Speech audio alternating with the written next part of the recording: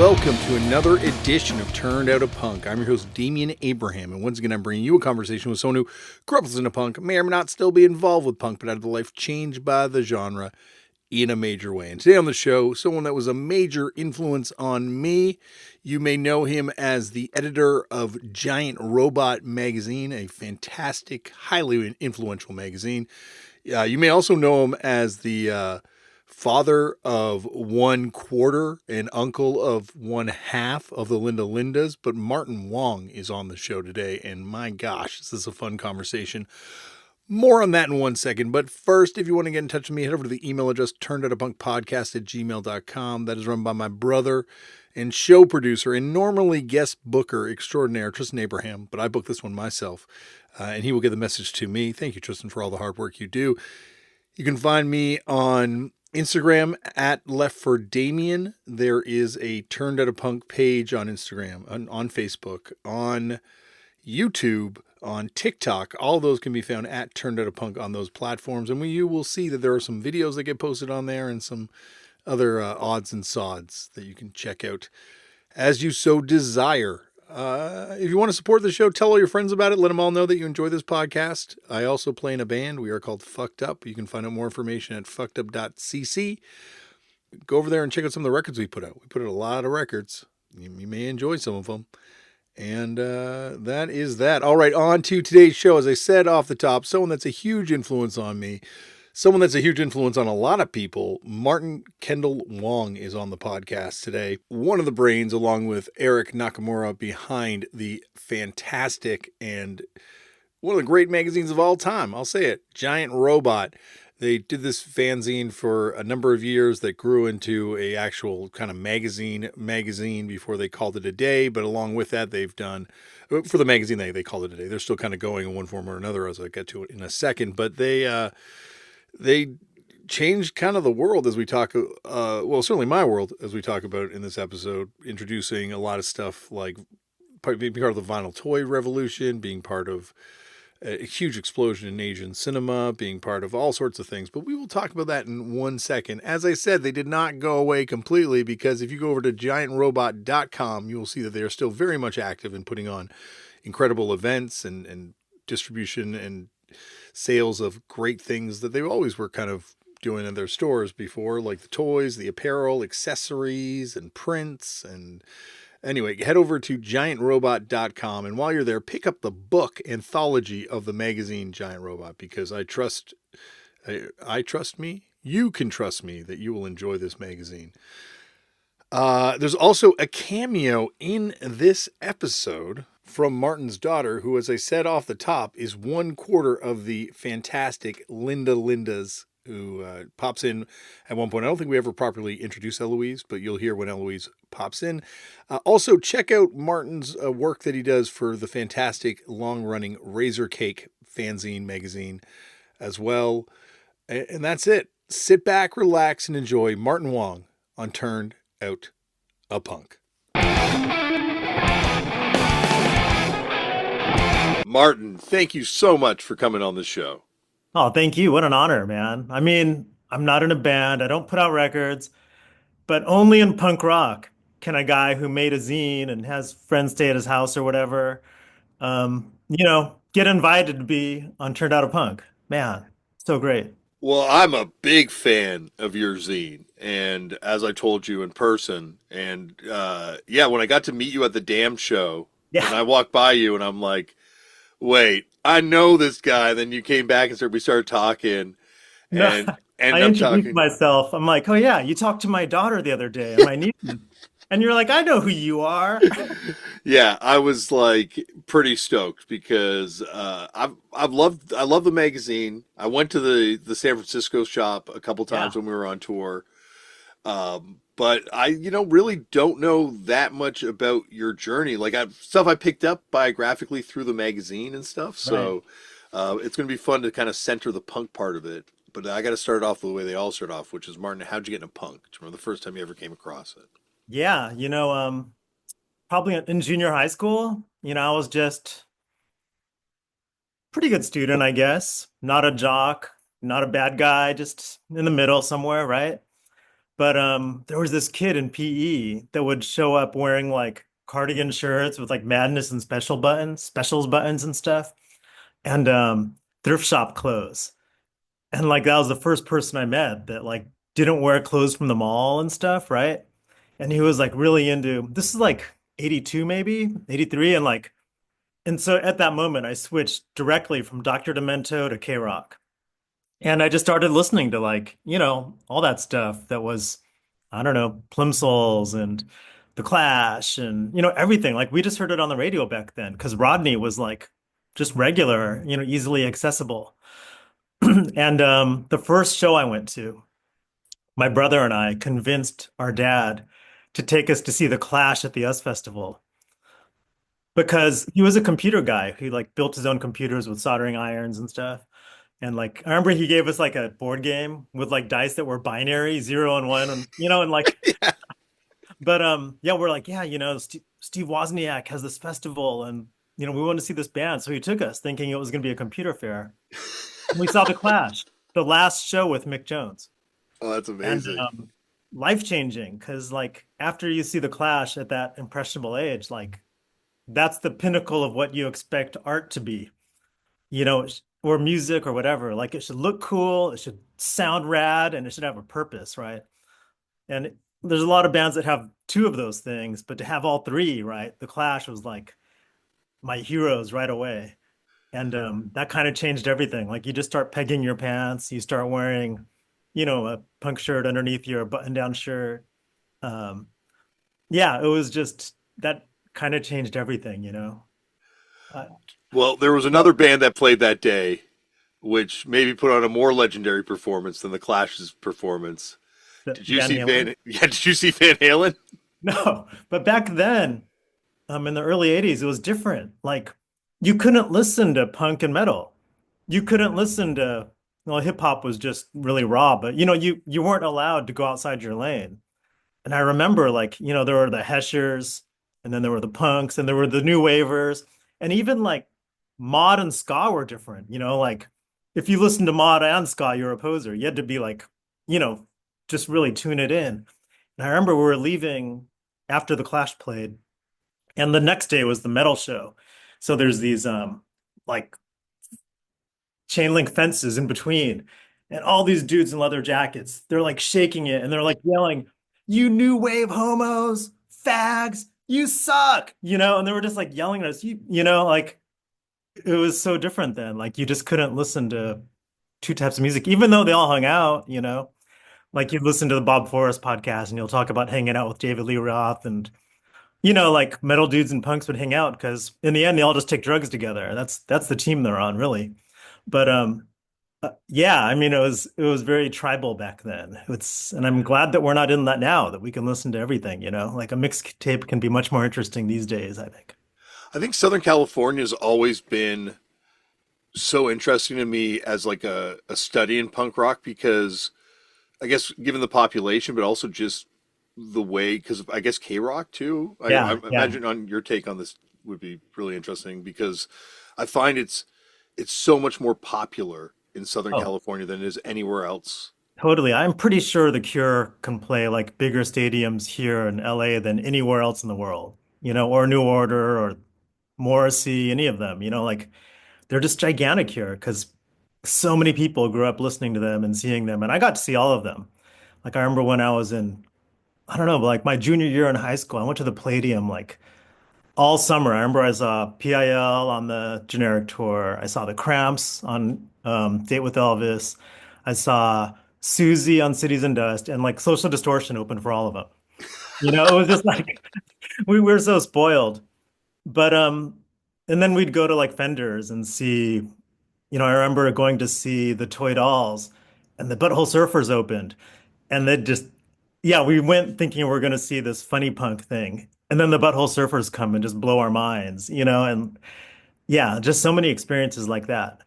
But even then, I feel like I was lucky. I got to go to Zed Records and buy stuff from Big Frank and went to all these great shows at Fenders and the Palladium and the Palace and Anti Club. But it wasn't really until I was in college that I had friends that put on shows and made zines and where I got to like, and saw Fugazi for the first time, stuff like that. And then that was like the second time I was exposed to punk. The first time there's kind of the style and the music, but you're still just buying tickets and going to shows. And I think later on, like in college, I had friends that put on shows at the Coop at UCLA, and they brought in Bikini Kill and Chumbawamba and Jawbreaker and Rollins Band and Jane's Addiction and Tribe Called Quest and Public Enemy and like all these bands when I was in college for free. And you'd start talking to them because they'd be hanging out. And I remember the first time, um, yeah, it was different. Like I'd go to the anti club and I'd see the Chemical People, Big Drill Car, or all, or a combination of them, like 3 times a month. And then you'd mix in like the Doughboys and the Hard-Ons, and like suddenly it's a scene. Well, that's And you're amazing. talking to them. That's amazing. You're bringing that up because I'm fascinated by that scene and what happened to it. Because you're right. Like it's like a kind of international scene Yeah, with these yeah, bands. Like in Mega City 4, I throw in there too from right. England, and it's something that there was a fan base for it, but it just seems like that scene just completely disappears. Obviously, tragedy happens with some of these people passing away and things like that, but all still plays. But it just feels like that Cruise Records universe just kind of. Yeah. I I'd say that the Chemical People were the first band that I actually got to know. Dave Naz and Jamie. And Ed was more shy, I think, but I remember Jamie and Pat Ho had like invited me over after a show, and my brother and I were like having chips and salsa and just hanging out with them. And they're like, "Hey, do you want to hear our new tape?" Dave Naz said that once, and it just kind of, I don't know, like that. And then having a friend that made a zine, and then it's a slippery slope. Pretty soon, bands stay at your house. I think the first band that stayed at my house was probably Green Day because they needed a place to crash after they played at UCLA. I Um, and I met Billy last year, super nice yeah, dude. yeah. They do have a reputation for being kind of terrible people to stay at your house sometimes. They were really polite, but they had very stinky feet. After they left, I baked cookies before my roommates came home because I'm like, oh man, this is not good. But they were cool. I remember Billy was very sweet, and so was Mike. Trey was a little more rambunctious. I remember they were really into Public Enemy, and he just kept saying bass all the time. Like just walking around, just like he had Tourette's or something. But super nice. I remember going to the arcade at UCLA, and like they would put their baseball caps inside the foosball so you can keep playing for forever. Yeah, I didn't know that trick until Green Day taught me. So, but What yeah, tour? What era of Green Day would that have been? that was like 39 Smooth. Oh, what like really at Yeah, the like beginning? the first two 7 inches and the first record. Yeah. In fact, I don't even know if 39 Smooth was out yet. It could have been just Thousand Hours and Paper Lanterns. Like, yeah, very early. Like Trey was just starting with them, actually. So, He must have been just like a little kid too, right? Like he probably like oh was yeah, like. he's the oldest one, but he was also a little kid, I think. Oh, is he the oldest Yeah. one? I think I don't know. I should look somewhere, but I don't know. Maybe he's just like man child, just taller than all of them because Billy's not a tall man and Mike kind of shrinks down. And I don't know. Trey's Yeah, because I think about maybe I'm just thinking confusing it with the Lookouts, where he was like a little kid Oh, in the Lookouts. maybe. But what's funny? Like I was really into the cruise bands. Like I would see all Big Drill Car Chems all the time. But then, Lookout was happening at the same time. And it's hard looking back now, it's hard to believe that there was a rivalry or anything like between SoCal and Bay Area. And I remember Joy Aoki even put out the Big One compilation with like Bay Area bands versus Southern California punk bands. And I think it was a friendly rivalry, at least from our side. But that's how it is always with LA. Like we like everyone and everyone hates LA. So I It was funny because like I brought up to Bill Stevenson like the kind of the vibe of Cruise Records, and he's like, yeah. oh, it was just something Greg did. There wasn't any thought to it. But like I have like it's funny you say that the rivalry because I didn't really know about that till now, but it makes sense. I've like years ago at a record store, I got a promo shirt for Cruise Records that's just like Whoa. no PC. It's like PC with like the anti symbol over Yeah. top of it, which it feels like it would have been a dig at kind of the Bay Area scene, which is definitely more political. Yeah. So And we invite that. MRR, right? Yeah, Because Flipside was all about people just drinking with bands and interviewing them. And then Yeah. MRR is all about, the policy. Yeah. It's funny too because like that MRR version of punk winds up being the thing that I guess gets exported internationally. Like that's the which is great because that's like as you're talking about what you got into in college. Like I feel like that's really the max rock and roll kind of thing. Yeah. Whereas Flipside, I love reading Flipside, but it felt like it was very much like Los Angeles centric and like Yeah. really it made you want to be in Los Angeles, but it certainly wasn't something that you're going to be able to export to even Toronto, Hollywood North. Right. Well, the first zine I ever contributed to was Flipside. I met Joy at her birthday party at the Coconut Teaser. I think Green Day played and L7 and Bad Religion, like this. Like, come on, that's a birthday party. That is a birthday party. But I struck up a conversation with her and we became friends. And she found out I was like an English major at UCLA, and she's like, "Oh, you should contribute to Flipside." So I did. Yeah, that's how I started contributing to zines. And then it turns out that another friend of mine that went to UCLA, he was, a photographer for zines and stuff, like Fizz and Ink Disease, I think. And so yeah, so I was, writing and he was doing photos, and then it was kind of fate that like these two Asian dudes that go to punk shows in LA, contributing to zines in different ways would like wind up making Giant Robot, a zine, a punk zine, but about Asian stuff. Going back to even before that, like it's you're getting into punk at like a really interesting time too, where certainly it's brought up a lot on the show that it's like a really violent time in Los Angeles for punk shows. Yeah, I was pretty lucky, like I think about how many times I went to Fenders to see like, GBH or the Ramones, or even like I remember Jesus Lizard and Peter Murphy had a weird doubleheader. Um, yeah, there it was just I saw like yeah, it was and there were all it was always scary because you'd see these big guys with suspenders and no shirt on standing there and leaning against the wall and starting fights and stuff. But for some reason my brother and I never got, we never got hassled or anything. It was really weird. And really great at the same time. Maybe they thought we were cholos or something because we were really dark. I don't know, and had long hair, or I don't know.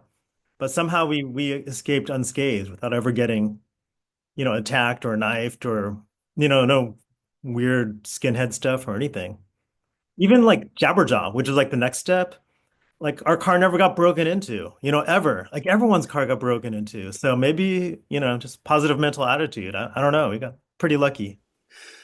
Yeah, like I feel like it's one of those things that people either have like terrible experiences with what was going on, or like yourselves, like Brian Walsby when he was on the show kind of said the same thing. Like I never really got hassled. Like like people around me were getting hassled, like shit was going down, but it was something that just luckily never happened to me. Or he said maybe he did, said he never saw it, but then you hear someone like Fat Mike talk about it, and it sounds like holy Well, shit.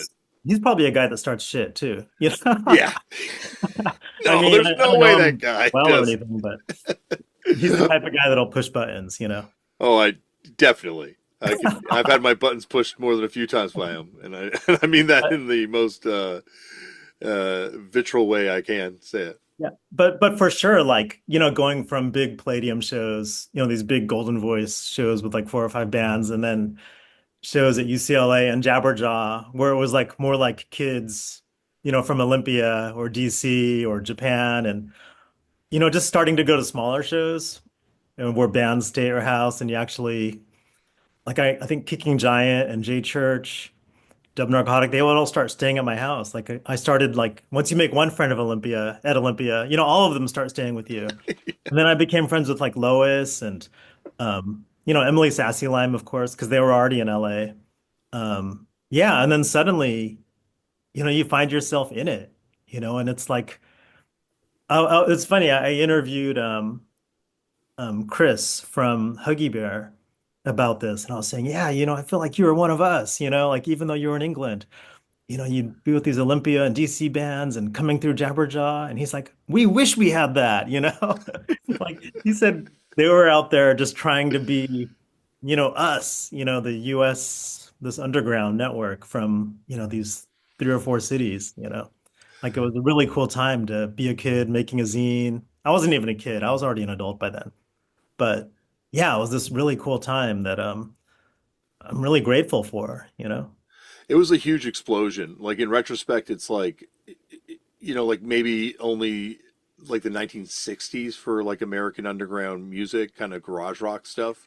Yeah. Like the amount of records that came out and like just like zines, and it was like Yeah, and pre-cell phone, right? On top of that. So everyone's like writing letters to each other and like just really hungry to make friends in other cities and whatever so they could like partake in this or because you had to do that, right? If you wanted to travel or you kind of have to form this underground for the culture to live and grow, like it's interesting also doing this podcast now and meeting some of these people and getting to ask people about like sort of these crazy urban legends that I would somehow hear about like a band and being like, yeah, I heard this back in the day, and they'll be like, how did you know that? Like that was yeah. true, and I'm like, yeah, how the hell did I know that? Because I wasn't like tapped into any sort of great network back then. It was just like the way it worked, like you're saying, like we had to kind of build this thing that would share news or like share zines, share records, share tapes, and It was it just really intense, right? Because like it's not like now where you put on your headphones and you're washing dishes and listening to Spotify or whatever. Like when you feel out a record, you're sitting in front of your record player, you're reading the sleeve, and you're just in it. Like it's around your face, and you're like, and you read every single band that's in the thanks note and look them up. And I don't know, and I still do that. I don't really like when I listen to music, I have a room that's dedicated to listening to music. It's like not like something I do secondarily. it's interesting because like it's so anti what music is about now. Like everything you do when you engage with music now, there's a monetization to it, and Oh yeah. certainly you'd have to buy records and stuff, but like it felt like there was like ways to hear music without monetizing it. Like that that new Kanye West song came out, and it was like, how am I going to hear this thing without giving him a kickback? Right in the punk era, you did if there was like some record, you're like, ah, fuck, I don't want to support this band. You go to the record store and listen to it, and then walk away, or your friend would tape it for you or something. Like there were like ways to kind of like engage with something in a curious level without supporting it, and also just like people were just doing this because they loved it without any sort of reason with Oh, motivating. it sucks now because like I think the way that all the zillionaires make money now is by selling nothing. Mm. Whether it's streaming music that other people make, or whether it's having other people drive cars and skimming off whatever they make off it. Like these people just like they find ways to make nothing and sell it on a phone and have other people do the work or provide the labor or put the wear and tear on their vehicles or bodies or whatever. And then meanwhile these people just kick back and skim off it. It sucks. And if they're not doing it, then the credit card companies are, right? Like using cash is like I feel like whenever I use it to buy records, I'm like making a drug deal or something. It's like, whoa, this feels like dirty. I'm like buying my groceries with cash. They probably think that I'm, sketchy or something.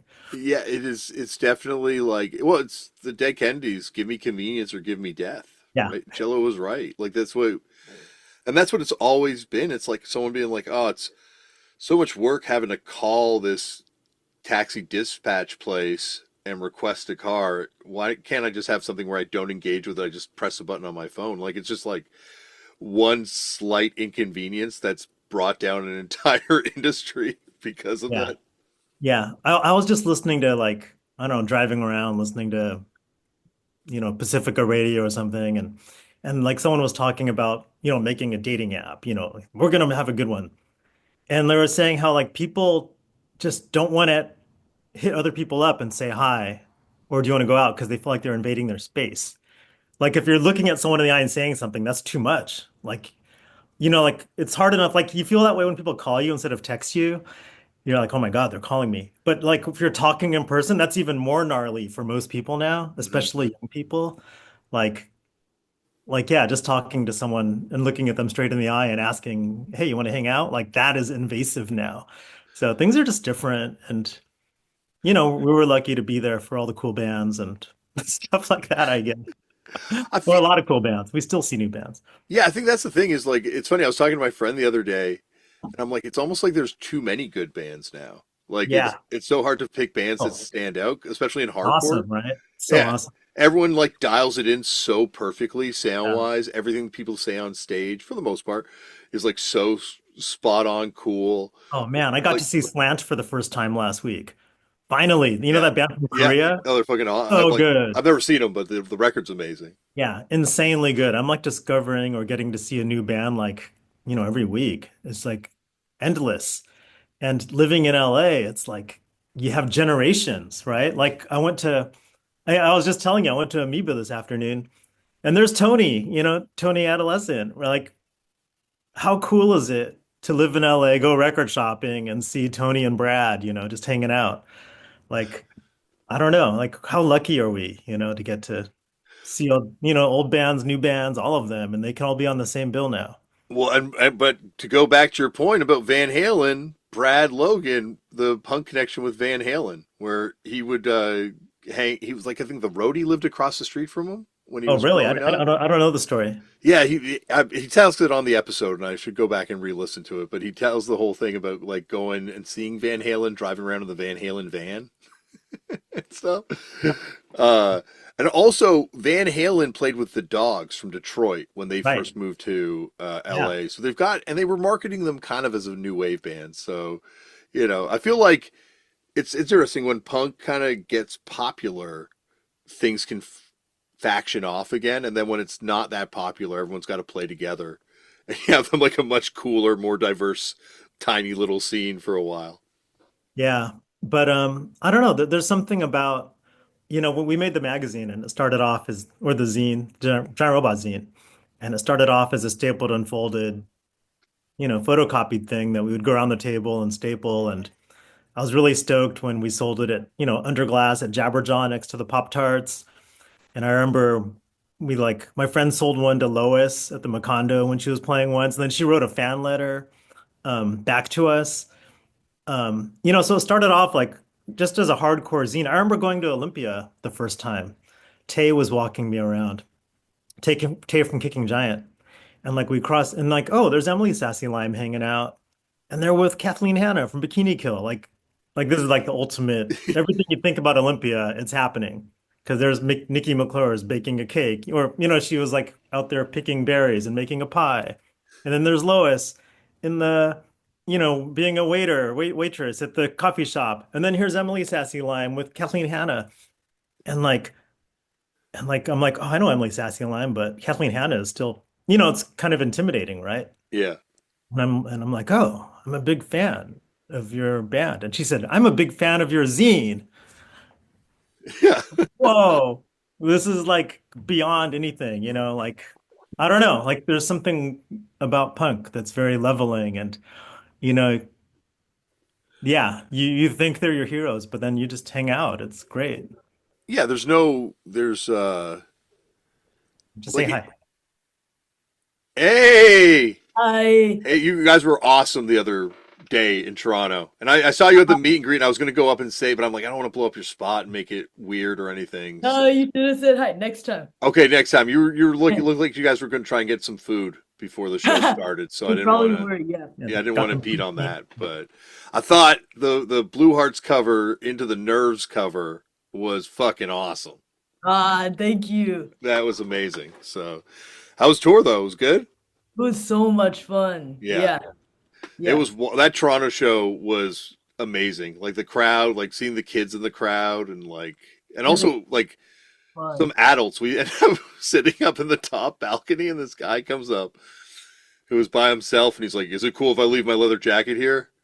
I'm like, "Yeah, I guess so." And he's like, "I'm just gonna go buy a shirt." I'm like, "Sure." And he comes back, and he ends up talking to me about the Sex Pistols show, and he's like, "Yeah, I saw the Sex Pistols in 2006 in Toronto." I'm like, Oh, wait. it was actually 1996." He's like, "No, it was 2006." I'm like, Yeah. I don't want to debate this with you right now, but he really enjoyed the show too, though. So All right. Nice. Good to hear. Yeah, yeah, thanks for coming to that. oh, it Anyway, was amazing. I was just She delivering part of she a gave me brownie a brownie. to go with Oh, amazing. Funny, Enjoy. like Wendy and I used to throw these benefit concerts that Save Music in Chinatown shows, like for Eloise's elementary school. Because I don't know if Canada's like here, but public education, arts education, kids, English learning kids, like typically they need money, right?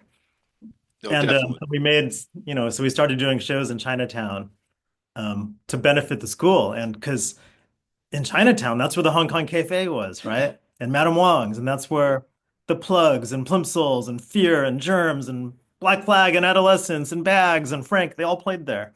So we put on our own little matinees with a lot of those bands. But we would have it would be all ages and it'd be little kids in front and like older heads in back. Like that's how we met Tony from the Adolescents and Hector from the Zeros and Mike and Kim from Channel 3 and Frank and Alice Bag and so many friends. But the bake sale, our friend whose parents ran the Hong Kong Cafe. Yeah, she used to work the door. Yeah, she used to work the door, but she would And make also these. she would like answer the phone, right? Yeah. And So she, so she would have to like say all of the names of the bands over the phone, and she would like tell stories about sometimes she didn't feel comfortable saying the names of the bands. But yeah, but she she was, makes the best yeah, espresso brownies. brownies. Yeah. Yeah. So Wendy just got a smash the other day, so I'm all psyched to Uh, have. that's awesome. Next time I'm in LA, I got to try a brownie. Yeah. But yeah. Well, you probably have partake of brownies now and then, but Occasionally, I've partaken in a brownie or two in my time. I'm not saying I'm opposed to a these brownie. espresso ones are quite good. And yeah, it's weird. Like we kind of went from making a zine and then it ran its course. And I felt like after making a zine for 16 years and it went from like photocopied to glossy and we interviewed like not just music, like it started off being a lot about music and Hong Kong movies, but then it kind of expanded to comics and art and street art and a lot of Japanese artists, like big time ones, like Murakami and Nara. And and then later James Jean and all these like kind of big time artists and streetwear and I don't know, a lot Huge of stuff. actors, like Yeah, directors, yeah, Asano. yeah, like Um, it was. I feel like it was such a great period for like obviously we've talked about the music stuff, but like I think zines too, right? Like you had yeah. like the like kind of the golden age of publication in Mm, like I guess because of the photocopier and sort of like the zine revolution that happened before, yeah, like by the 90s, like it's amazing. And like you look at like stuff with obviously Canada's biggest kind of outgrowth of punk scene stuff was Vice yeah, and yeah. what That was huge here in LA. I yeah, think they made a pattern office here. they did. Uh, They did out by the beach. I remember when the issue came out with the mirror, Coke mirror ad on the back. That was yeah, people were talking about that one. The Rockstar it was like a Rockstar Games Yeah, advertorial thing. They yeah, it's so like that. I don't know. It's kind of like I look at you guys. I look at Vice, Ego Trip because of Grand Sasha T, Royal, Brand right? Royal, of course, Yeah, too. And it's so cool because it's all out of punk. Like it's all yeah, people that did zines prior to, and this yeah. was like the neck taken to the next level where you everyone had like these kind of like really cool kind of magazines that had their own distinct kind of cultures around them. Right. There were a couple other like, you know, I guess Asian culture magazines that people tried to start, but they were all totally phony. And it's because most magazines are phony. They'll people will try to cover what's hot or whatever movie's coming out or whatever's trendy, and they'll put some star on the cover, but they don't care. Like they just do whatever's they think is big or whatever they think is going to be popular or sell magazines. And we just wrote about what we liked. So, half the bands in there people will never hear, and half the movies they'll never find, and the comics, like not easy to get, right? But I think just that mix of just sharing things that you honestly love and being a fanzine and you're just gushing about it and you're just sharing something that you're really into every magazine, like that was the greatest. And I remember I was really inspired by stuff like like Comet Bus, of course, because he would just write about life without even mentioning the bands he's in, or something like um who was the guy that wrote David Foster Wallace? I liked his essays a lot. Like he would write about going to the county fair or something, or going on a cruise ship and just like every detail, just so funny and interesting. Or John Waters, right? His essays. Like those were the things that really got me excited. And then when we would go from interviewing bands, which I still do to this day for Razor Cake, Um, I would write a lot of first person things, like when we went to Manzanar, or just writing about visiting a rice paddy or whatever. Like a lot of it was really interesting as a guy who, wrote an English major who was into reading all these books and zines and just having this outlet to write about stuff like that. And looking back, it's really cool. Like I can't believe that we did it and that there was an outlet for that then and that I could do it for 16 years, just writing whatever I want about stuff that I'm interested in. And then to mix in, there's the popular culture like, Hong Kong movies or later on Korean cinema or Japanese movies and all this cool art, but also to mix in like Asian American history and, write about foot binding or dog eating or whatever, mix that in and try to make Asian culture cool too. Not the dog eating part, just, but, I wanted the food in prison oh yeah, article the, about the prison Asian. recipes. Yeah, that Yeah. was great. Oh, it was amazing. And like, it totally changed my perspective on, I remember the orange, cutting up an orange and putting it in a bag with the seasoning Yeah, from a noodle thing. And I'm like, yeah, the oh my ramen God. packet. Yeah. And I tried that and that just opened my eyes to like, a whole world of food possibilities. Yeah, and this is before foodie culture too. Yes. Yeah. All this stuff. So we were like way on top of food culture. Although I'm not sure if that's kind of a weird sidebar between true crime and foodie, But I think we were good at like hybrid culture, not just one or the other, finding weird, unpredictable combinations. Well, and I think it's what you talked about earlier about authenticity. It talked really about like an authentic Asian American experience of winding up in prison and being like, how do I make food that's edible? And Yeah, totally. Yeah, that article was so good. oh, I would love that And, article. One and of then my there was favorites. also like, but then like the beet junkies would have their adobo recipe, like Yeah. it was just really. Oh, and did you see the Guar article? Because I wanted to interview Guar, but like, how do they fit into an Asian American magazine, right? So I had them reviewing Asian hot sauces, and they did it in character. Odorous among and all of them. Beefcake the Mighty. It was like peak Guar. Yeah. So and then when I interviewed all, I had Bill and Carl and Steven. They drank Asian canned coffee drinks. Yes. So, you just find ways to get punk in there, Yeah. just because that's what I'm into. Like these are my dream things. If, Bill Stevenson reviewing Asian canned coffee drinks. Well, that was the cool thing reading it as a fan of it, where I'd see the punk stuff show through, and then being a fan of, I guess, broadly speaking, Asian cinema, but like all these stuff, all these DVDs that were coming out around then, or being Right. able to find this stuff, or Fantasia, or Midnight Madness at the Toronto Film Festival, where like Yeah. each of Oh the man, Colin Geddes, right? And yeah, then who was there? Yeah, Toronto had the best film festival for it. Like I never made it out there, but every now and then they would hook us up with an interview with someone, and they'd always hip us to like stuff that was coming on, like, oh, you got to see this filmmaker from Korea, Kim Ki-duk or whatever. And yeah, Toronto was like a hotbed of cool Asian cinema. You were right in it. oh, it was incredible, and like to Ichi the Killer, like Takeshi Oh, Miike, and then reading about Takeshi yeah. Miike, and like Yeah, I got to interview all of them. Asano and Mike. Yeah, I was so lucky. Like living in LA, people thought that we must have been in Asia, but no, people would come through here. Did you ever see the Linda Linda Linda movie? no, I don't think I've seen it. Oh yeah. So actually, it's going to show at Tribeca this year, like next month. Oh, amazing. And it's like a movie about a high school in Japan. It's a Japanese movie. And these classmates, all female, they form a band for the talent show. And they learn the Blue Heart song. Oh, that's amazing. So, and there's like the Ramones are kind of part of in it, and you see like there's like a Beat Happening poster in there. Like there's a lot of little things that you would dig.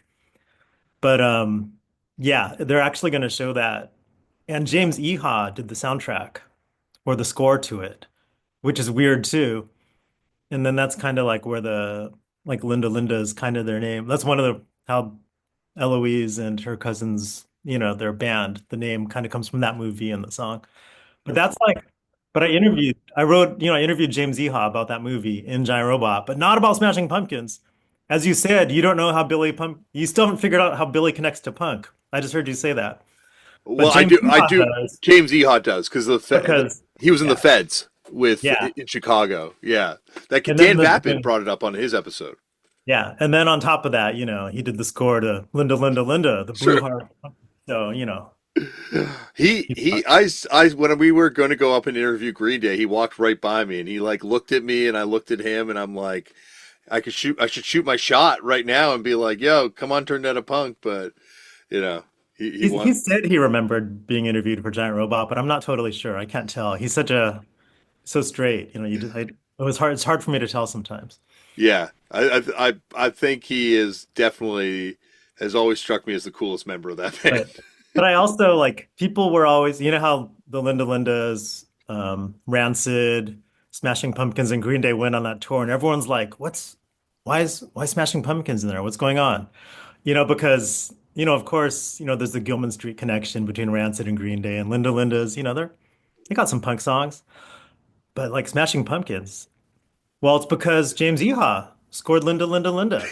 That's why that's they were in there. that's the It makes connection. perfect sense to me. Of course, if the Linda Lindas are playing, James should be there. So, Did when did you first find out about like the Blue Hearts? They were a band for me that I like hadn't even heard of until I went to, and it wasn't even the first time I went to Japan. I think it was like the I, third or fourth. a friend of mine well, through that movie, actually. Oh Yeah, and yeah, that yeah, was 2006. So they were, done by then, I think. But I had a friend, then you just, it's like it is, right? You get this new band that you're checking, you're like, oh my God, they're so good. Then you start digging back. And of course, for that band, it's impossible to find because most of the records were in Japan, although some of them were re-released here. Like I found an American EP with like a best of, and it turns out Cake from Flipside like helped. I guess he was at a record label and he was with them when they were like promoting the Blue Hearts in the US. So yeah, he kind of reached out to me and said that he was in touch with them and has some Blue Heart stuff for me. So I gotta follow up on that. yeah. That because they were a band that like I remember being in Tokyo and seeing at one of the crossings, like on a huge big screen, them Yeah, playing a festival, and they yeah, played like the whole song, and right. on the screen, and they were playing to like thousands of people. But it's interesting how like to my knowledge at that point, like my ignorance, I was like, oh, Gauze and Gizem must be fucking massive, and then I'm like, no, no, that's just like a tiny, tiny little part of this Yeah, thing. yeah. They're like when that's like Louie Louie or something, or to Japanese punks. Like that's the song, Linda Linda. Like when the Linda Lindas play it, people go ape shit. Like they're big fans. They're jumping around, they're singing, they're into it. But then when they play that cover, everyone goes ape shit. Like they're stage diving and or crawling on top of each other, and it's so rad. It's the coolest thing. Going to Japan and getting to play like Fuji Rock and just like being there was like this is like all I wanted to do Yeah. in a band is get to play in Japan. But then when I was there talking to like I think it was people at our label, Hmm. they're like international music is only 10% of the music audience here. Like Yeah. the domestic music scene is so big. And I think that's the thing about punk like getting over for the first time and realizing, oh my gosh, there's like so many punk scenes here. It's like Los Angeles, but it's like in Tokyo. It's pretty awesome. Like you always hear people say, "Oh, there's no punk bands," but then like I go to East LA, I'll go to a show. I just went to First Street Billiards. That's where I saw Slant the other day. And there are so many punks in LA. You're just going to the wrong places. Yeah. It's strong. There's a million bands right now, and they're all exciting, and people are doing all that stuff yeah, maybe there was a golden age at the Hong Kong Cafe and all that, but it's still going on right now. Like if you look for it, it is there, especially in LA. And it's cool. Like it's especially now.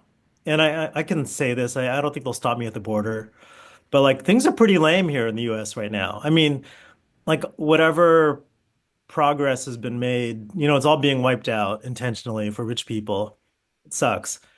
And but man, like I go to these shows and it makes me so happy, because they're all very vocal and they're very pro immigrant, pro um trans, pro, just everything that matters, helping people, just being compassionate. Like it's crazy that just being compassionate and cool and having fun are political, but punk is so important right now. Like punk is awesome. It makes me so happy right now. I'm glad it survives as something for kids to have and people to have, Yeah, right? Like it's like something that it's so like like we were talking about earlier, like anyone can do it and you can just go out there and you don't have to you can make a zine. Like obviously zines have become like an art thing for a lot of right. people, but like I think zines as a functional form of Oh, communication, ours like was rough when we started. Like it was like, glue sticks and, kindergarten scissors or whatever, and photocopies, all the pictures were ripped off. I remember actually the moment I knew I felt good about Giant Robot was when J Church played at the Coop at UCLA, the pizza place. And Lance, like when he found out what I did, he's like, "Oh my God, come over here." And he showed me a J Church shirt that ripped off the art that was on the back of a Giant Robot magazine that we ripped off from like a Chinese movie magazine. yeah. Um, I totally lost track of what I was answering or responding to. No, oh, we're just talking about zines coming Oh back and yeah, becoming a real thing. But like yeah. like I know what I was going to say. That we started off really rough and we were like not pros or anything and very little distribution. We didn't know anything about layout or distro or anything. But because it's punk, you can start raw and figure it out and get better and have time to get better with each iteration and release and grow your audience. And they don't judge you right out of the gates. Like you don't have to be perfect in the beginning. And it's all about the raw energy and all that attracts them in the first place. And you just got to keep it as you evolve, right? And try to maintain that edge as you get better and as you increase your audience or whatever. I don't know. yeah, like now people are buying textures on Photoshop so they can imitate having that Totally. kind of rough effect on it. I feel like that's the antidote to maybe everything that's going on right now is the fact that this is like just honest expression. Yeah. And that's the thing that will keep it kind of going is that it's like an honest expression, a place for honest expression for young people. Oh And man. And tell me, do you like have Discharge and Subhumans and have they ever sounded as good as they do right now? Like yeah, it, it's wild because I think even when I was a kid, I felt like that stuff was, I don't want to say corny, but I felt like, this is a little idealistic. But now you listen to it and you're like, no, this is real. Like I hear the Dead Kennedys I kind of stopped listening to after the 80s, but now I'm like, wow, this is perfect for now. Like it's scary. yeah, you wish like man, I wish some of them were like I wish it was more of a Plimsoll's world and less of a Dead Kennedys world now. you know, Yeah, I know what you mean. It's like now you can dress like the Plimsouls and sound like subhumans though. Like that's you true. weren't able to do that before. So we That's have true. progressed in some ways. That's true. I guess like the breakdown of or just like sort of like the aesthetics have just gone out the window, right? Because like now you don't you can wear the punk shirt and have nothing to do with the punk. You don't have to like dress punk to get into punk. Now you can just dress punk to be whatever you want to be into. Yeah, I mean, I kind of like that I could wear holy pants to work now. Like I couldn't do. Yeah. Like I looked at some of those outfits that went on Yeah, that Met Gala thing, and I'm like, yeah, my sweatpants that are dirty, kind of like people are probably like, oh, those must have cost them a lot of money. yeah. What's funny is a couple years ago I got another desk job and I had to start. Like I wasn't used to wearing regular clothes and going to an office and stuff. And then like I'd have to go when it's raining, and it doesn't rain a lot here in LA, so all of us just wear Vans and whatever, and we don't have real shoes. And I'm like, and I'd show up to work and like all my shoes would just be all wet and gross, and I just didn't know how to deal with rain because I live in LA. So I bought my first pair of Doc Martens since high school probably. And at first I was like, whoa, like I feel like a poser because look at like all these kids are looking at me and like one of the students was like because I work at a university. Oh yeah, nice. I like your shoes. And I'm like, oh yeah. And I'm like, whoa, that's weird. And then I realized why should I feel sheepish about wearing Docs? Because I wore them to see the Ramones and I wore them to see, the Cramps and the Clash and to keep my feet from getting smashed in the pit. And they're the ones trying to dress like me. So I can't like I could wear docs. I get a pass. Yeah. One thing I'll say about docs is I've definitely, I think there might have been a different quality level Yes. back in the past because Yeah. I think my toes would get destroyed in a pair of docs now. But they didn't make vegan ones then. Now they That's do. true. I, That's bu- true. I bought some. I think they're extra stinky though. Like I think there's less ventilation or something. It's like I feel like I need to let them air out before I bring them in the house sometimes. But Yeah, I remember going to like the first place that had vegan Doc Martens was the vegan shoe store in Brighton. oh, hmm. And I remember buying a pair there. And it was like back when you could only buy them, but they definitely got thrown out because they smelled fucking terrible after a while. Anyway, those are now my dress shoes and my rain shoes. So, Those anyway, are the docs. They're not just for style. They're or kicking heads in. They're also functional. it's true. But I guess punk rock is like, I can't believe I made a zine for 16 years. I put on shows for like 9 years. Um, and I still contribute to zines to this day, just to stay in it and write about stuff I love. And I guess everyone can do that with Instagram or social media. But it's cool to have an outlet, and just share bands that you love that you think are doing really important work or should be heard. And it's cool. I'm excited. How did you like punk and still wind up having a kid that likes punk? Because I have not found how to do that. It's I don't know. I wish I could write a book and have punker friends read it and have the magic recipe, but it just I don't know, just luck. I think when the magazine died, like I still did all the same stuff, right? Like I would still see all these cool movies and go to my friends' book release things and go to art shows, but I just wouldn't write about it. But I would drag Eloise around.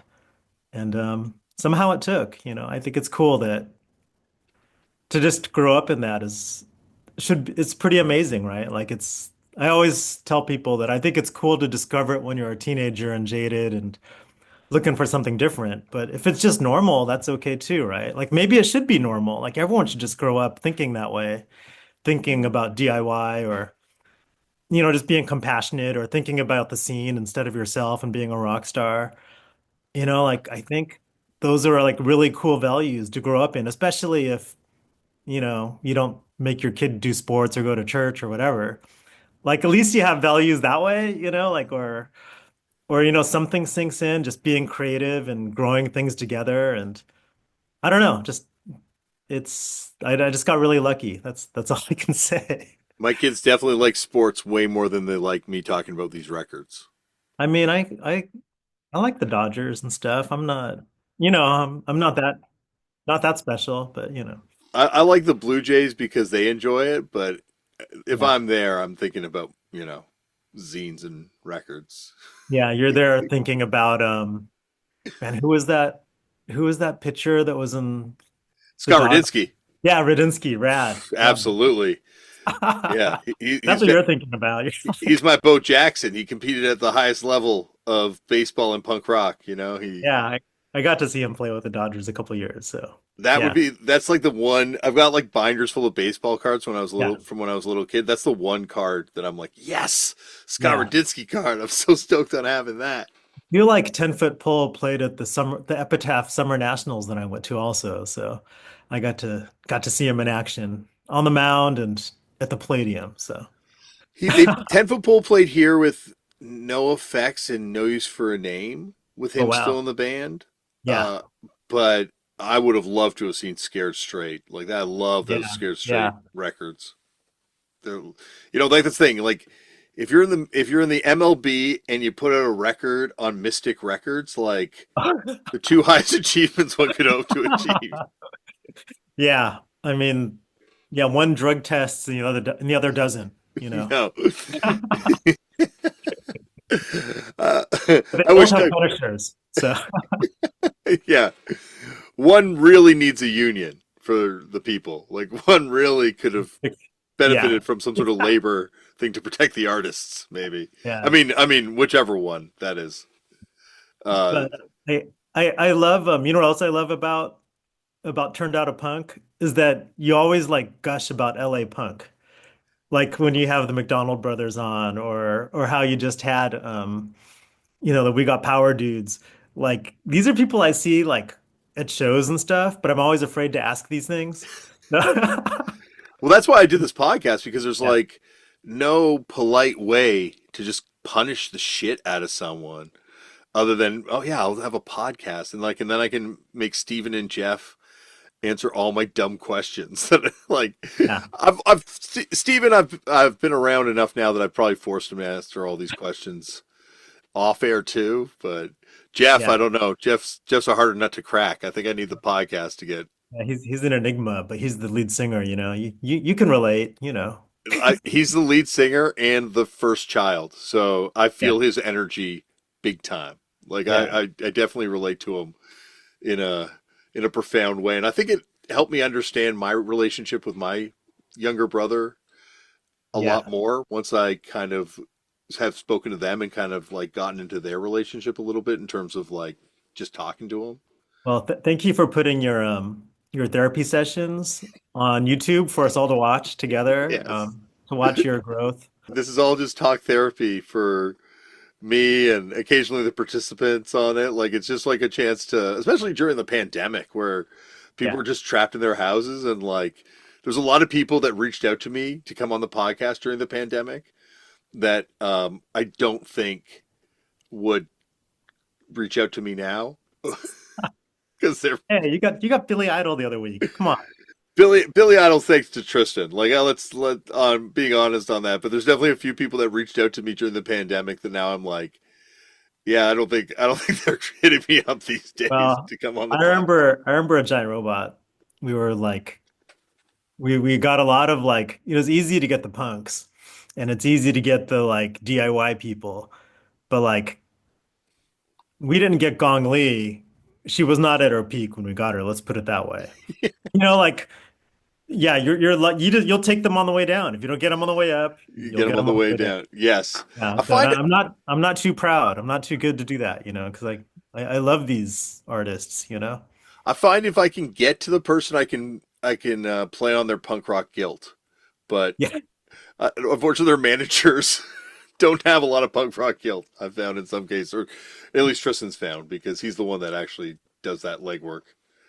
I'm just the one who reaps the benefit of the punishment. Yeah, well, thanks for staying up till midnight for me. I appreciate that. Oh no, this is my magic hour. Kids are in bed. I sleep. I'm like one of those billionaire CEOs that sleeps 5 hour nights, except not a CEO and definitely not a billionaire. You go down to the refrigerated basement. Yeah, I go, and I'm not in a cryo chamber either. I just cold because it's just poorly insulated. Yeah, when you told me it was 7 degrees, I had to look it up and see what that is in Fahrenheit. And that's cold. It's cold. It was definitely, and I think it warmed up today because it was one of those things where I got out to get on the bus to take the kids to school and was like, oh, I dressed them so poorly for how cold it is today. Yeah, it must be interesting living someplace with actual weather and having to be prepared. That's a I, different struggle. well, I think the weather and the sort of like environment has affects the punk too. Like I think East Coast punk tends to be a lot more bitter and cynical, and West Coast punk, Southern California in Yeah. particular, tends to be a lot more positive in general. Like I know the violence and all that stuff that people have talked about, but I mean like let's say a band gets a big break. Yeah. All their friends in LA seem to go, way to go. Whereas out here, it's like, fuck you, sellout, you piece of shit Yeah. sellout.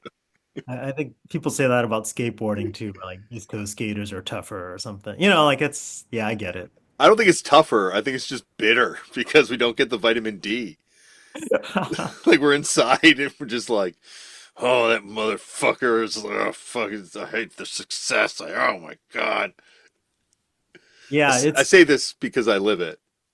yeah, I don't even know what to say. I'm so amazed that just a guy that just makes zines and put on some little shows with the bake sale can, go to Amoeba and there's, Tony and Brad, or or I get to be on this podcast with you. It's like, man, I can't believe it. Just from making zines and having fun writing about stuff you like. It's kind Well, of amazing. It's a cool, s- weird thing.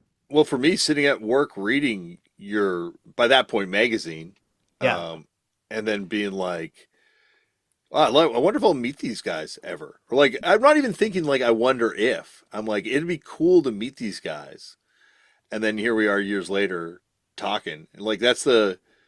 I feel like this is the only world where that could happen. Like, I think if I was reading Vogue, I I probably would not have met, I don't know, whoever the editor of Vogue would have Yeah. been in the Yeah. early Well, 2000s. also the thing is that, when you make a zine, you're just being yourself. And when you're doing your podcast, you're just yourself. You're not like trying to be the voice of, we are going to get to the bottom of punk rock. And this is the history that we are and I'm not like, oh, this is Asian American culture and we're the voice. We're just doing what we like, talking to people we're into.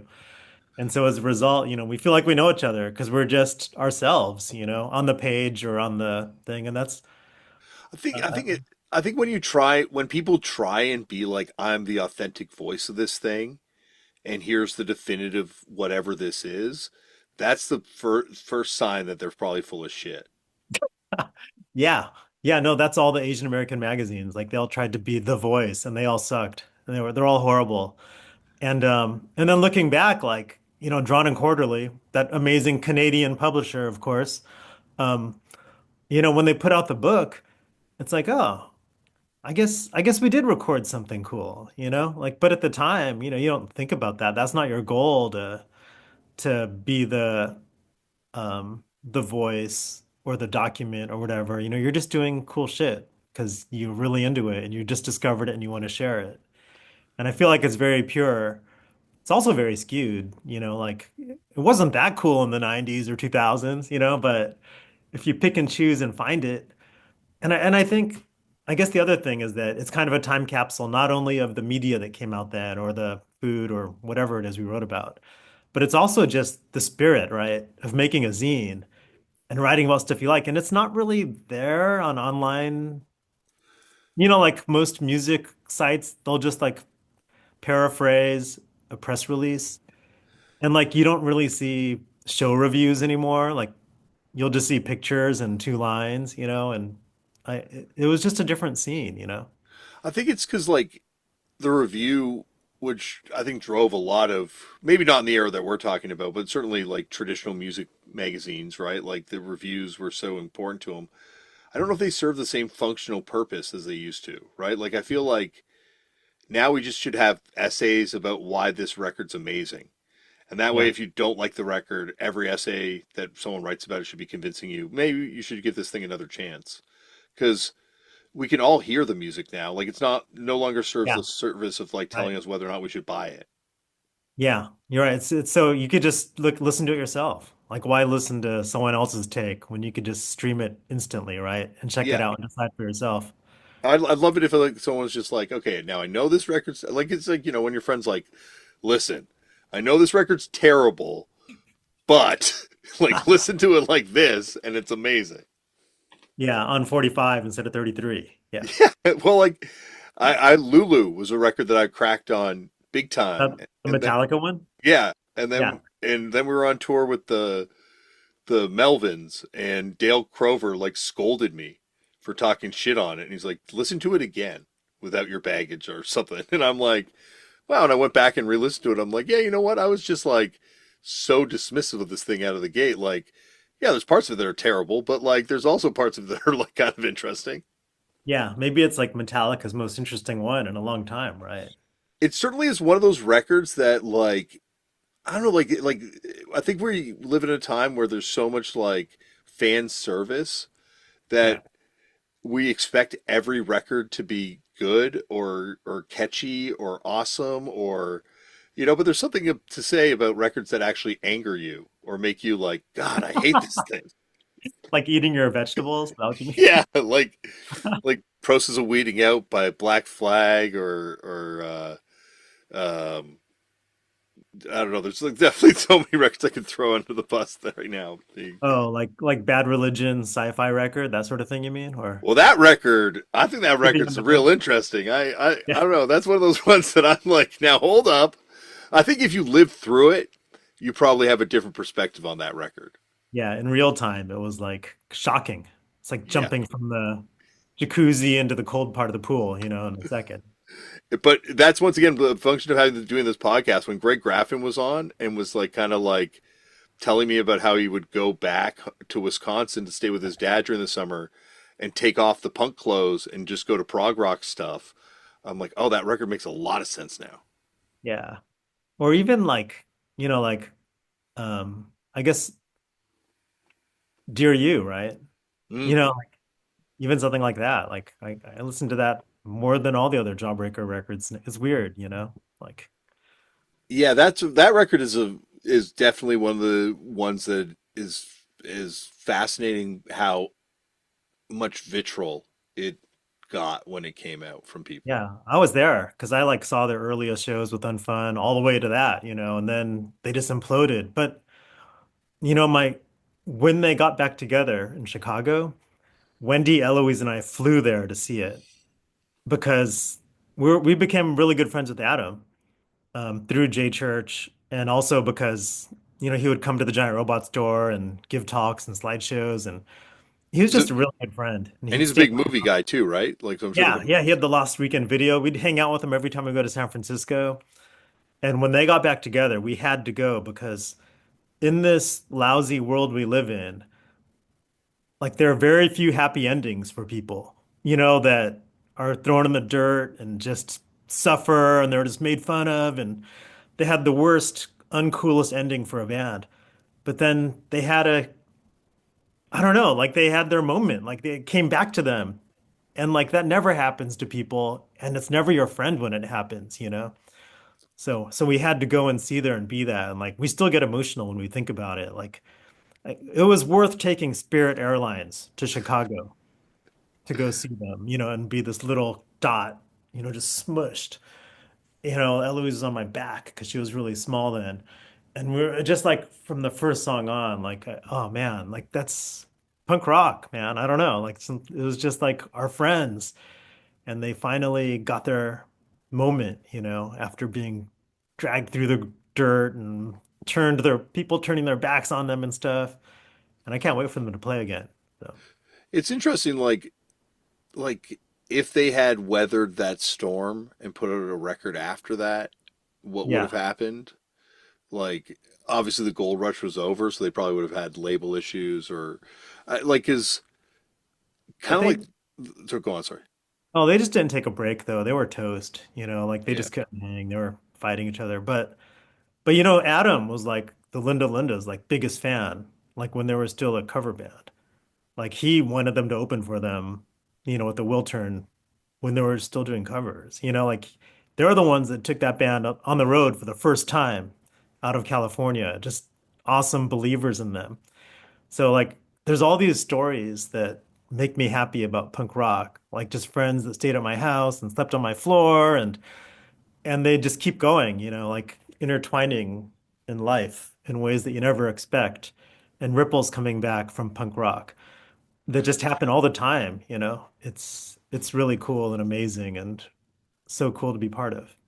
Yeah, like Ray Kappa was just on the show and was talking to we got into like a bit of a conversation about, punk as this sort of like secular religious Yeah. thing where it connects us and if you let it, it will be the thing that connects You you know, through your whole life, right? I, Like I kind of became friends with Ray because I interviewed Shelter, because of the Indian Krishna connection. And then I would start to see him at Govinda's, the Krishna restaurant that was kind of by the Giant Robot store. So we'd go there for lunch and see him.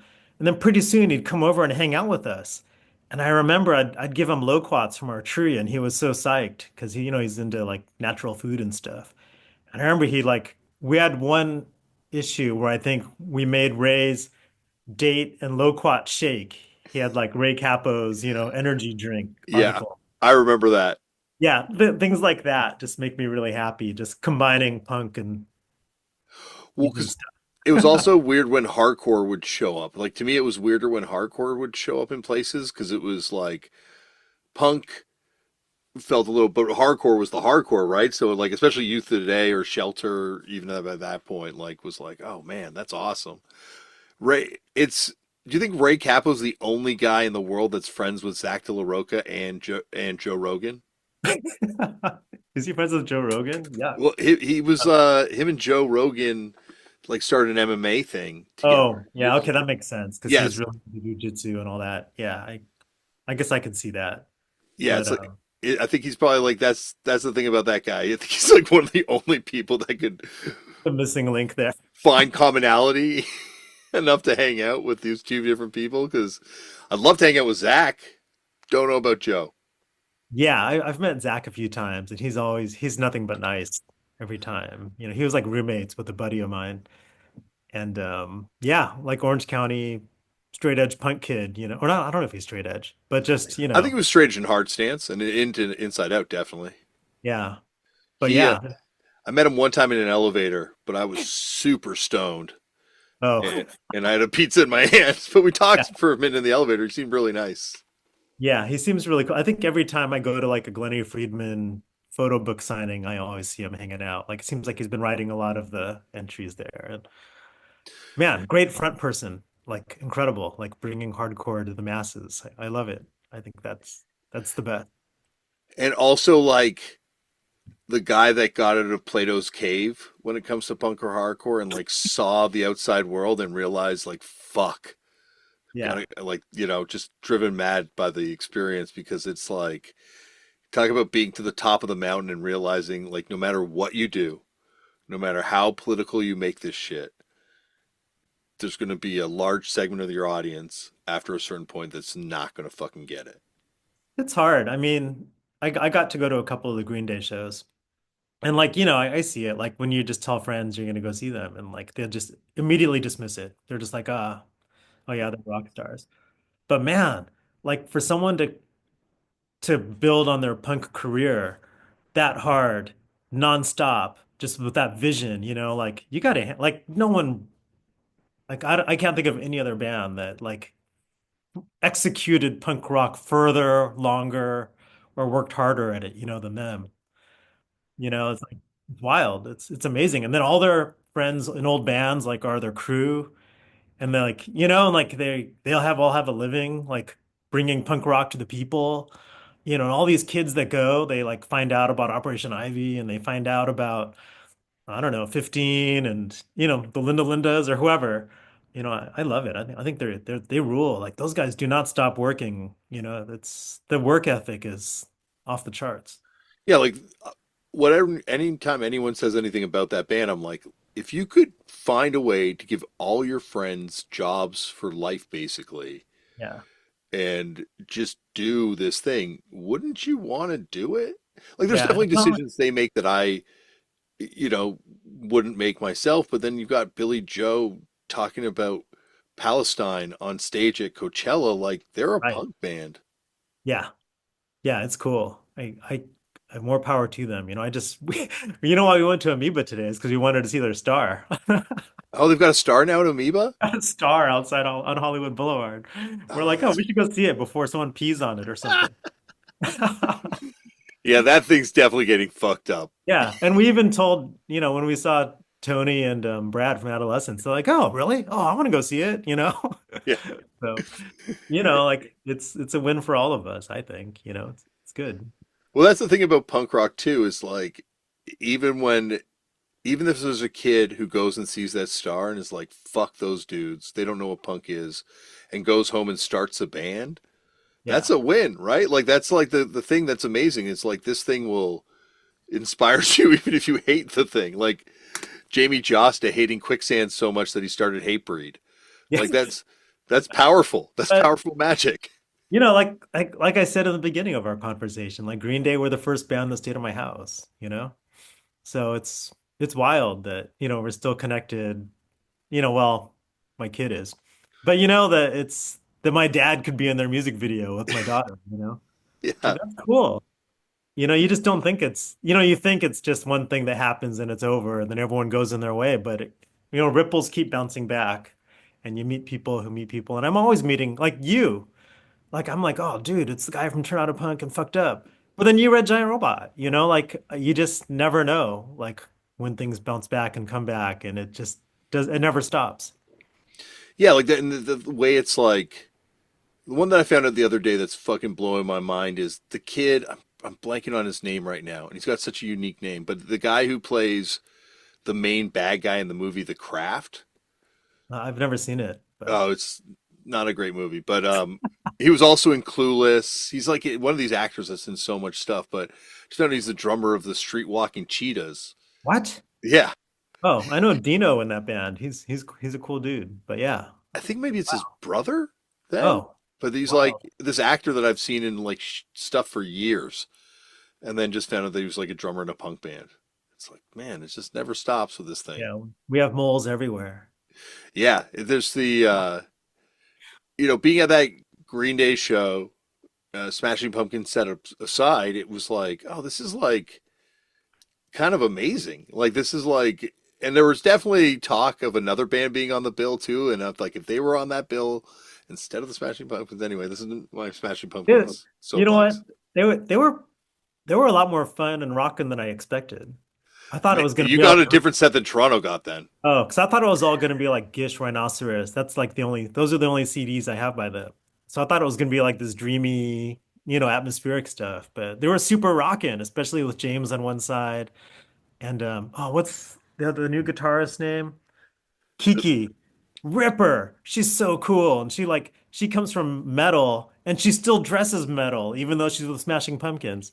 And like it was bookended by two Asian ass kickers. So I was into that. Like they had just as much Asian presence as the Linda Lindas. Because Linda and Lucia are half. So I'm like, Well, all right, right on. I wish they were doing the James Ehas songs from that movie. Did you see wrestlers in Toronto? Did they bring out the wrestlers for your show? No, no, no. We Uh, didn't get any wrestling. That would have got over huge with me. The only time I've talked to Billy Corgan, we did a tour with him in Australia, and then we were like flying out of Australia, and he was at customs, and I'm like, Also, that doesn't mean you talk to them just because you're on tour with them. So no, that, exactly. So we're at customs, and he's like doing up his massive boot or something afterward. No, I don't think he was. I think it was Marilyn Manson. He was just doing his own thing. But I went up to him, and I'm like, yo, I love the shit you did in ECW back in the day. yeah. That was, and he's like, really? He was just very shocked that Yeah. that was what was You're brought like up. eyes on the prize. You know exactly what you want to get at. Like, I knew, like, I can't talk to him about punk as far as I know. So, what else can I talk to him about? Did yeah, you yeah, guys, did you guys ever cover Japanese wrestling in the magazine? yeah, Eric did. I I think we remember. had Inoki once. Yeah, that's We right. had we had That's something about Tiger Mask once. Not a lot though, just because we and Eric was really into MMA in the very like he was into UFC in the very beginning. And I remember he compared it to like Game of Death, where like each level you have a different, martial art. Like he yeah. was really into that. And I remember we went to some really early ones where they'd love like even sumo wrestlers versus taekwondo versus, like it was pretty raw, like before everything was really mixed. Yeah, But wrestling, not just a little bit here and there. that because it was before I was like really aware of Japanese wrestling, but I kind of remember reading. It must have been the Tiger Mask article Yeah. back then because like yeah, like I was watching wrestling and I was getting into beginning to know about international wrestling because the guy I was working with was Yeah. bringing in tapes. So it did feel like I don't know, like it was this thing that like everything that I liked that was cool was connected. Like I'd read it and I'd be like, oh shit, Takeshi Miike. Oh shit, Chow Yun Fat. Like now I'm reading like, Ray Capo's smoothie recipe and then Yeah. there's like it's all there. It's like I'm like this is perfect for me. It was kind of like a personal ad or something, honestly. It was just like, oh, this is stuff that Eric and I are into. Well, and here I am, this like white kid from Canada, but like I found more to relate to in your magazine than I did with Vice, especially when Vice started going all cocaine. Yes. I was like, oh, I'm way more into Giant Robot. Like this You're is like, more bring me my, back when they have the pot issue, please. This is yeah. That was something I never really saw in Japan when I was there. Was there's not a lot of weed in Japan, in my yeah. experience. But yeah, like it was definitely like a place that I could read and like, especially and the toys too, like the toy stuff you guys were doing, and that was Yeah, pre or just at the beginning. It felt like of the designer toys. yeah, Felt like to me you guys were bringing about with the magazine a little bit too, and the store. yeah, yeah. Like we interviewed some of the like Michael Lau and a lot of the really early ones, and then it kind of became a thing. Like suddenly, sneaker shops started selling that stuff. Like became a thing. But Yeah, a lot of the artists were doing cool toys around then too, and like Bear yeah, Bricks and Kubricks and that right. stuff. Like but before Giant Robot, I feel like art was something that was behind like velvet ropes, kind of, and it was like, you don't really buy art. Like, and when Eric would have like kids out of art school or, skateboard art or whatever and put it on a wall and sell it for, the same price as, I don't know, a box set of CDs or a pair of Nikes or whatever. Like it makes it accessible, right? Like anyone can just go into our store and buy some cool art from a kid or a print or whatever. I felt like that was a really important thing that Eric did with the shops. Um, just normalizing like art collecting and buying and stuff, like not everyone comes from comic books and other geeky stuff like that. So to have it in that context and sell it right next to, I don't know, toys, comics, DVDs, all that stuff. I, if you look around my house, I have so much crap as a result, but I'm so happy too. Like you got to find joy in these things.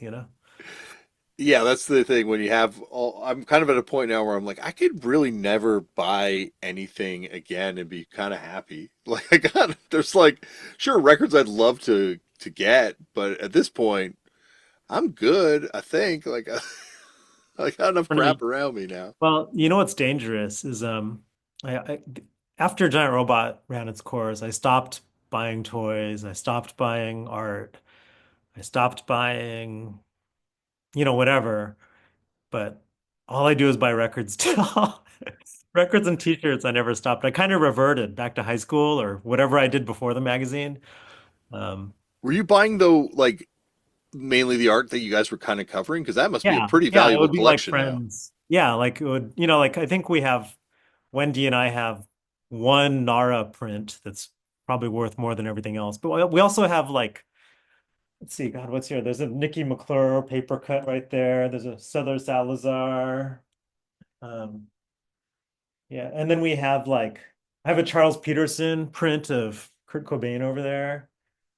I don't know, Ayamaguchi. We have like all this art from friends and people we met and whatever. And Um, you did David Cho's first book, right? yeah, I met Cho.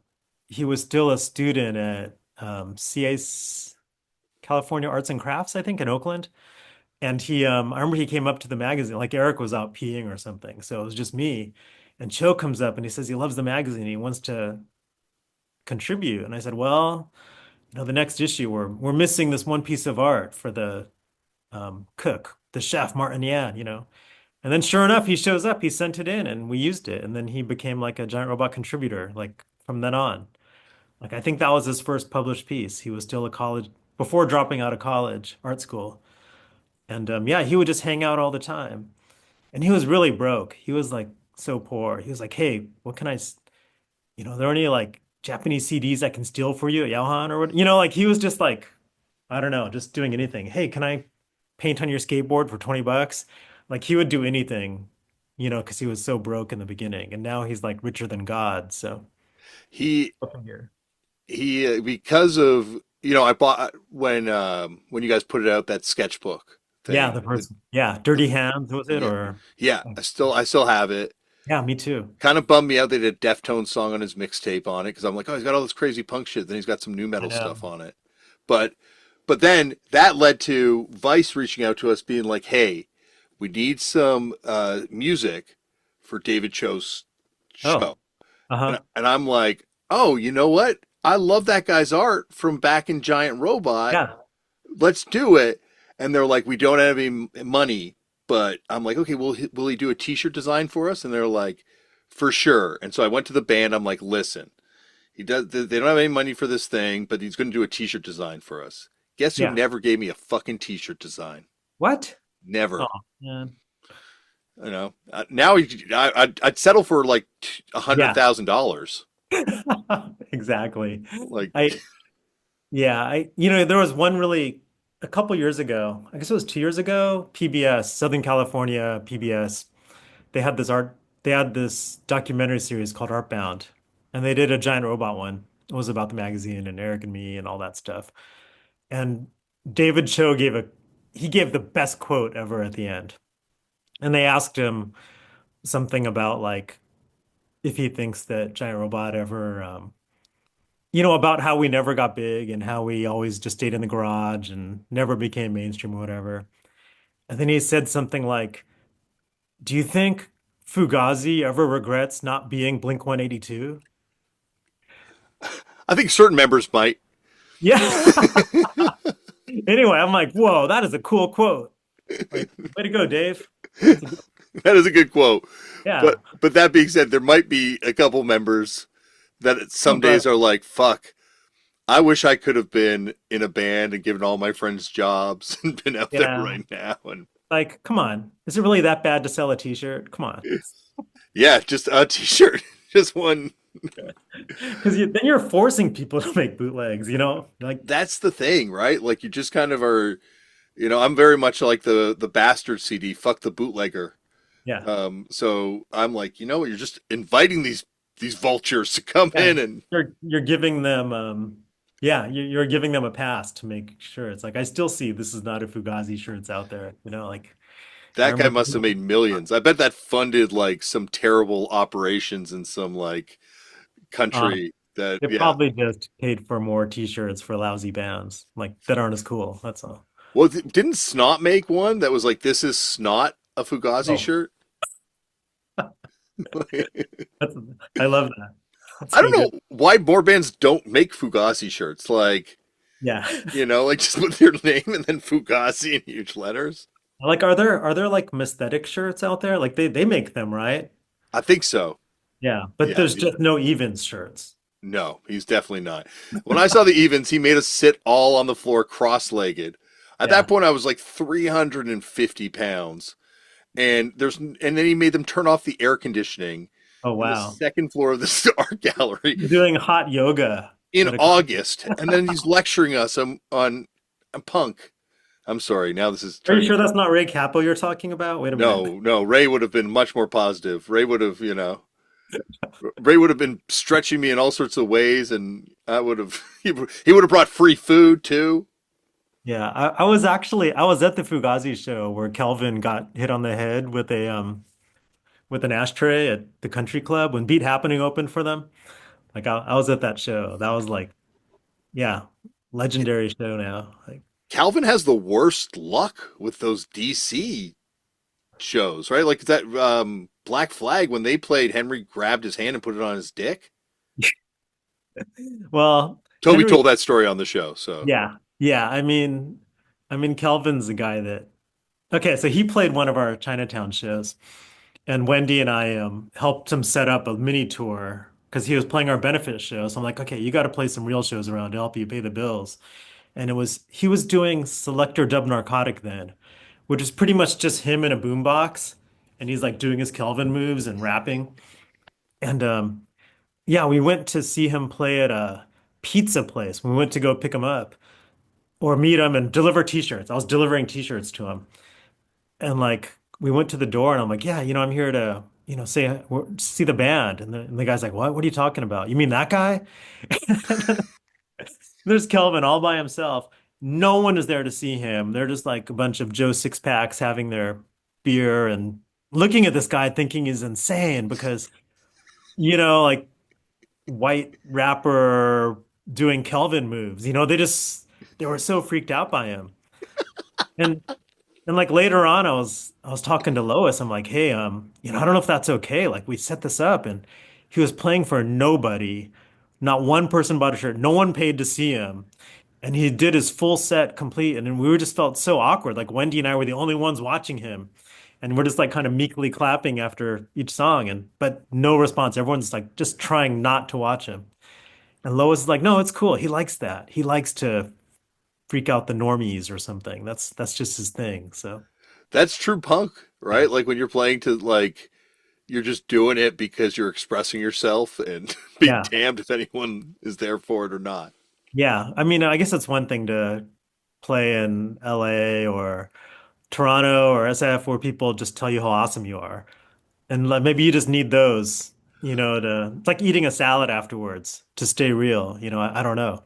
I definitely I like the Clash, but I don't have the same love for them as yourself. But I was watching Joe Strummer interviews the other day because I love him Yeah. and his interviews, and I was watching this Joe Strummer interview where he's talking about, listen, not every night's going to be New York. Sometimes it's a Trenton, sometimes it's a Poughkeepsie, something.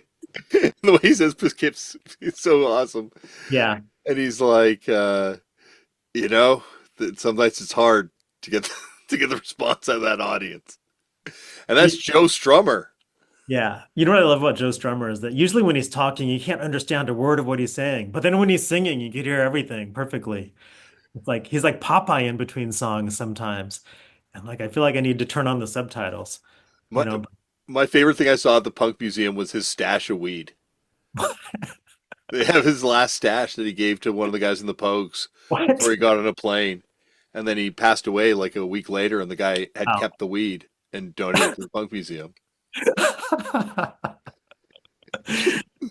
That and like Pat Smear's guitar that he used on all the Germ stuff are like my two favorite things that I got to see I there. can't believe Joe Strummer's weed is there. Joe That's like Strummer's weed. Ripley's Believe It or Not. I He's the know, I know. It's like I buy it, like I think the guy from the Pogues probably held on to it. No, that's like something that like out of the comic book, like the collector would have it.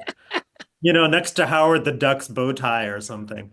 Like There's a book called Vinyl Junkies, and in it there's a chapter about a guy who bought Jimi Hendrix record collection, and it's like oh, they're all beat to shit, but he's like, there's blood on one of them. There's like he's like talking about all the like notes that he found scribbled on the records, and like that's where you know you've taken it too far as a record collector or as a collector. Period, where you're like collecting Joe Strummer's weed and Jimi Hendrix blood. yeah. I remember when I was in college, John Waters gave a talk and my friend like grabbed his ash off the ground and kept it.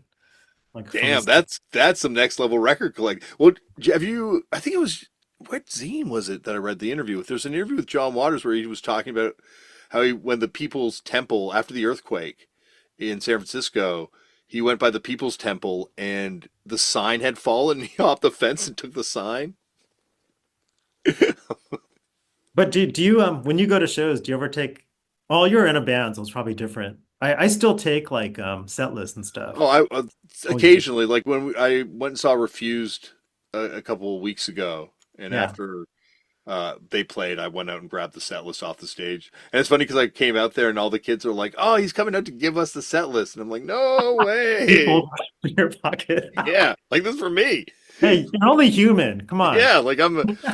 This is why I'm here. I want to get the set list. I did it at the Stooges too, Descendants. Uh, You stick them in your records, or do you have like a binder? Or no, I what? got a binder that I've got like all my set lists in. Actually, the Damned. The day after we met, we played with the Damned in New York Yeah. City. And at the end of the show, I was like, fuck it. So I went on stage, took off one of the set lists, and got Yeah. them all to sign it. And then went up Oh, to great. Dave. I went up to Dave Vanian, and I'm like, Dave, will you? And he barely spoke to me on the tour. Like, Yeah. hello? And that would be about it. I'm like, Dave, do you mind signing this for me? He's like, well, I mind, but I'll do it for you. He's like, Wow. I'll never forget this tour, Damian. You scared me. Whoa, Hands back the set list and walks away. whoa, you scared a vampire. That's That's what awesome. I thought. I'm like, God damn it. I'm like Van Helsing. Watch out. You Well, didn't have like a wooden stake behind your back when you asked him, right? no, exactly. That was like, I just stared wooden stakes into his heart every time I saw him. Uh, You had holy water and the water bottle that you put on your head. that would burn me too, I think. I think I would be just as fucked as he would if it was a holy water. Uh, Wow. Martin, this has been amazing. And anytime you want to come back on here and talk about killing vampires or punk, you are always welcome. Well, feel free to edit whatever you want. Follow up however you want. It's a pleasure and a real it's super flattering that you would have me on. Like so many of my heroes have been on this. And in punk rock, that means your friends also sometimes. And it's really cool. Thank you.